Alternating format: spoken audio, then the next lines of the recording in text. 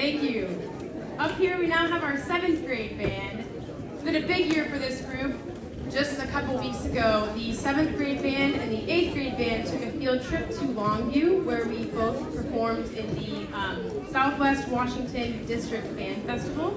And what that is, it's a chance for bands from all over Southwest Washington to go to this school in Longview, and they play and perform for judges, and they receive feedback on how to become and play as a better band. And this group did a great job. I was really proud of them. They played their hearts out. The judges gave them a rating of excellent, which I was very happy about. And most importantly, they just represented Ilwaco very well. They represented Hilltop very well, and I was very proud of them. This first piece we prepared for you today is called Nottingham Castle. Yeah.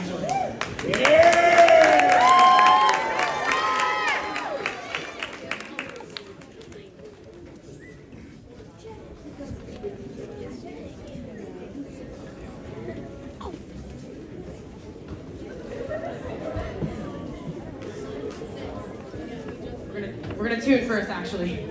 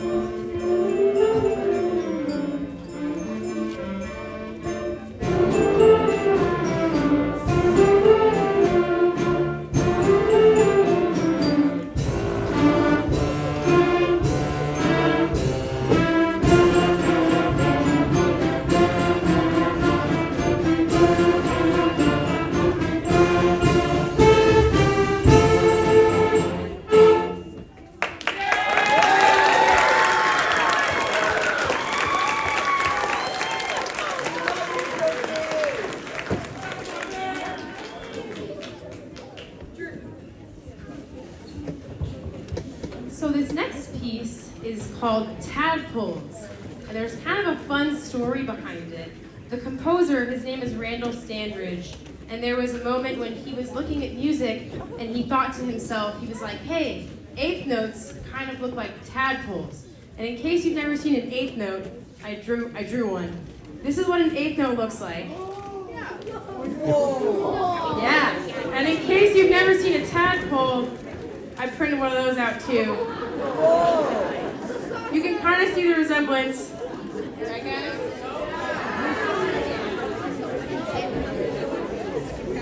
So this composer was like, hey, eighth notes look like tadpoles. And a tadpole is a baby frog. And what do frogs do? They jump, they leap. Well, in music, we have what's known as musical jumps and musical leaps.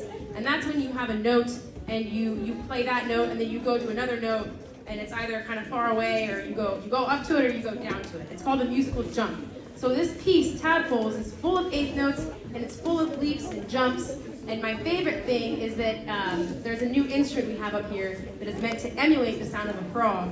It is called a frog güiro, played by Blake tonight. Blake is going to demonstrate. Blake is going to demonstrate the frog güiro for you now.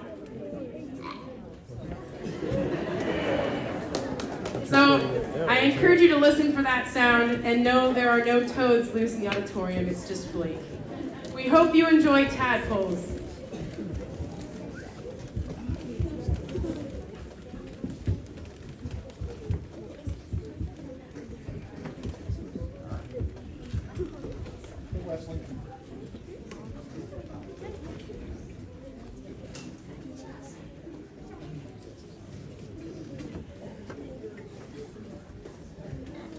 You got this, Blake?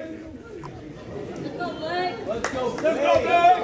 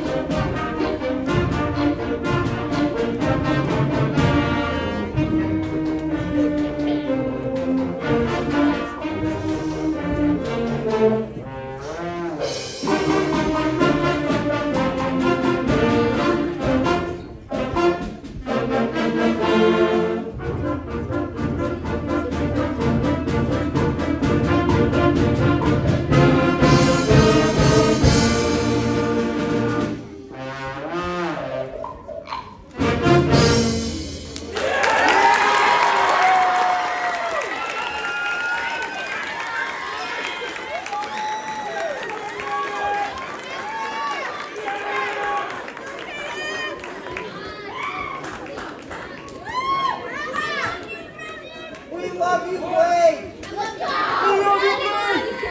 I appreciate that. Thank you very much. This next piece is called Dragon Ship. And when we were rehearsing it today during school, the students were like, "Are you going to read that thing off?" And I was not initially planning to read this, but they were like, "You should definitely read it." And so I'm going to read it to you now. A lot of pieces sometimes come with a little story written by the composer to kind of give you a feel for what the piece is trying to depict, the scene it's trying to convey. And this next piece is called Dragon Ship, and I'm going to read to you the story that the piece is meant to kind of portray. A macabre figurehead on the prow of a medieval Norse warship, followed by its large sail adorned with a mythical beast, slowly emerges from the mist on the cold, dark sea. The rough voice of the shipmaster and the beat of the drum call the boat's oarsmen to strenuous, rhythmic movement as they bear down on their prey. Full of dread, the smaller ship attempts to outrun the Viking attackers using fog to avoid capture. For a time, neither ship sees the other. There is an eerie quiet. But these cold waters belong to the Norsemen of the dragon ship, who skillfully and stealthily maneuver through the shadowy fog, suddenly appearing from the mist, its terrifying bow looming right above. It is too late. We hope you enjoy Dragon Ship.